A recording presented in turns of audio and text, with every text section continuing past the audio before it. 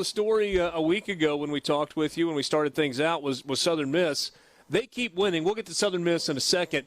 I'm curious from your perspective, though, after you watch this weekend with Mississippi State, taking 2 of 3 at home from Auburn, are you buying signs of life for Mississippi State or maybe not so much just yet?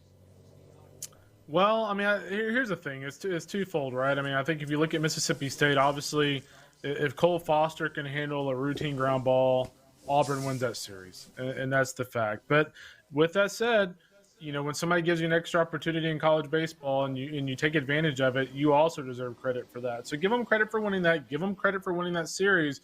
And so I guess the best answer is we will see. I get that's not the most detailed answer, but I mean we've you know, they've flirted with this before in the Alabama series, you know, winning a couple of those games late in the game, and that didn't really turn out to be a turning point for this team.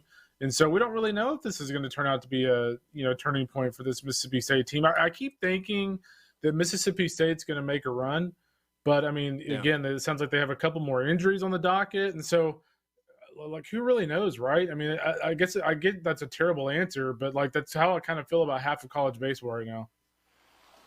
Yeah, it's weird that it's like that this year, too, because I don't feel like in years past that's been exactly the case. You've still got, after Tennessee in the East and Arkansas in the West, this kind of big jumbled mess. And you see Mississippi State sitting there at 6-9, Ole Miss sitting there at 5-10, and you keep thinking at some point, hey, these are talented teams. They're going to make a move. And they keep kind of not making much of a move. And at some point, I guess you kind of become who you are as opposed to who we thought you were going to be. Yeah, exactly. And here's the thing. I think I feel more confident at this point about Mississippi State turning things around than I do Ole Miss. Because I think when you look at State, they've had games where they've actually pitched really well. They've had games where they have found ways to score runs late and win games. They've had a flair for the dramatic. Whereas I think when you look at Ole Miss, Richard, like I think it's more so one of the situations to where like when they've struggled, they've looked really bad. And so I think Mississippi State for me is in a better spot than Ole Miss is right now. All right, so let's talk about Ole Miss for a second because I'm honestly at a little bit of a loss. This was one of the best offenses, like one of the best couple of offenses in the SEC last year. Everybody thought this was going to be one of the best offenses in the country. They returned everything offensively except Cale Baker, who was a disaster last year. What is it about this offense? And pitching is probably what we thought it was going to be, just kind of inconsistent. But offensively, they have not been good. I mean, when you look at their league-only numbers, they're just bad. Why? Well, can you put your finger on it? No, I mean, I really can't. I mean, you're right. I think from a pitching standpoint, I don't know if I expected Ole Miss to be in this bad a shape pitching-wise, but, I mean, they're not very good. And I think when you look at this team offensively, so, you know, you've got a guy like, you know, Elko having a really good year. But, I mean, look at some of the guys that have really struggled. I mean, Peyton Chatagnier. I mean, he's a guy that, you know, like he's a fan favorite. Everybody loves him. He's kind of the energy on the field. But guess what? Like, you can have all the energy in the world, but when you're hitting 230, like, nobody cares. And so, like, he has struggled. You know, he's a guy that I thought would be a little bit more productive this year. You know, Hayden Dunhurst, granted, he has looked better at times. But, you know, even though you're kind of getting him more for his defense, I mean, you still don't want a guy hitting in the low 200s. And that's just kind of been the case with them. You know, TJ McCants was off to a really good start earlier this year, and his average dipped. You know, Jacob Gonzalez, you're talking about a guy who was, you know, a first-team All-American last year who's hitting under 300. So it's just been a mess altogether. And then the problem you run into is any coach will tell you, and I'm sure, you know, Mike would say the same thing, when one part of the team struggles or you're not closing games out, you know, it doesn't matter if you have Babe Ruth in your lineup. That eventually starts to permeate to the better aspects of your team.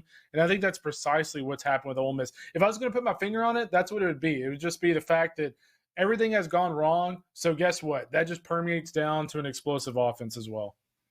Yeah, well, we'll see how this weekend goes with Mississippi State and Ole Miss meeting for a 3-game series in Oxford that starts Who knows? On Thursday night. The fact, Kendall, is we have spent more time talking about Tennessee baseball in the last 3 months than we did in the last 10 years. They're interesting. They are a villain in college baseball, and I would argue that having a villain is a good thing. It's really easy not to like Tennessee and yet also look at them and go, my goodness gracious, this team is talented. So what do you make of the Tony Vitello situation? Is it too much, or is his edge, is his demeanor what that team needs, what they feed off of? I mean, that's who they are, right? Like, they're the bad boys. And I'm not saying they're like Miami in the mid-'80s in football. They're not that. I mean, they're not the bad boys in a sense. They're just not very good people, and they're robbing people. But, I mean, when you look at, Tennessee overall, they are college baseball's villain. And there's no doubt. I mean, I think Tony begrudgingly would admit that bumping the umpire is going too far. Although I give Jeff Macias credit. He had a I give him even the Russian judges give him an 8.5 and that little jump back that he did. That was a little dramatic for him, but you just can't bump an umpire, and I think Tony probably realizes that. But that attitude is what this program is made of, what this program's all about. With that said, I kind of go back to Tennessee after they lost the opening game against Alabama. A couple of their players in the post-game press conference were kind of whining about Alabama being kind of vocal and kind of cheering and kind of being a little loud after the game. And my thing with Tennessee is, hey, man, you can't have it both ways. Like, if that's the way you're going to be, you can't get mad when somebody else goes out there and does cartwheels on your field. Not saying Alabama did that, but if somebody else wears a fur coat and they had a home run. So I think the only thing with Tennessee that I'm a little concerned about is they kind of let the emotions get the best of them. And if you're a team trying to win the national championship, you simply cannot let those things get to you. And we'll see if they kind of learn that lesson as the season progresses. Among our group, Brian Haydad is by far the most critical of any officiating entity in sport, whether it's a referee in basketball, a referee in football, an umpire in baseball, or the Russian judge. He hates them all across the board. I'm sorry. Do you need me to turn your mic up so you can say it's true? It's true. There you go. Okay, so we're not arguing that. Especially the Russian judge. A little bit more benefit of the doubt, but I do have a question. How can we have this immediate accountability policy? I mean, you bump an umpire 4 games, NCAA mandated, immediate, no questions asked, no appeal process, you're out. And yet we have no accountability when umpiring is bad, when an umpire is a hothead, when an umpire baits a coach, when there's a history of altercation between a specific umpire and a coach. How do we balance those two things? That's a great question. So there was a situation with Mike Morris at the TCU series a few weeks ago, and I can't remember who TCU was playing. Was it Kansas? It doesn't matter who they were playing. I think it might have been West Virginia, actually. Well, so they were going in there to review a play, and him and Kirk Saarloos were having words. Well, this dude, the umpire literally gets up in Kirk Saarloos' face. I mean, they're an inch apart, and he bumps him with his forehead. And as far as I know, he did not get suspended. And that the umpire was the one who initiated that. So as far as I know, he did not get suspended. So, yeah, there's no accountability on the other side right now. And that's something that, frankly, as we get to Omaha and we talk to George Drocious, who's the head of umpires for NCAA, that's one of the things I want to talk to him about, among other things, like the bad issues we've had.